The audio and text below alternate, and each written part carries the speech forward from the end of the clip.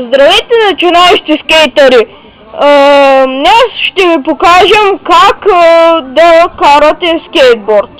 Първото важно нещо е да се задържите на него. След това се завойте. Когато се наклоните на едната страна, ако ви е разхлабено, ще завиете плавно.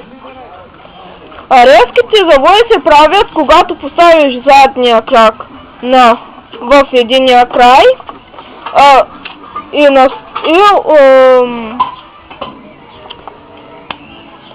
с другия да поставите на болтовете. Когато натиснете с задния, веднага, щом се дигне, дърпате другия на едната или на която страна искате.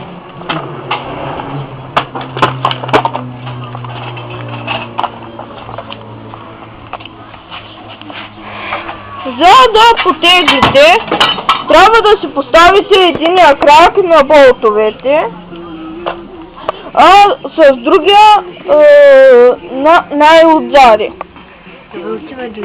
След това да повдигнете скейтборда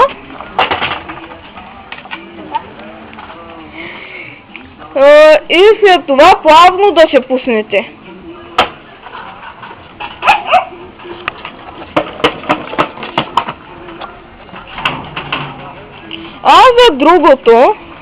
За другия вид старт, трябва да поставите единия или другия крак на предния болт, на предните болтове, а с другия да се изтласкате.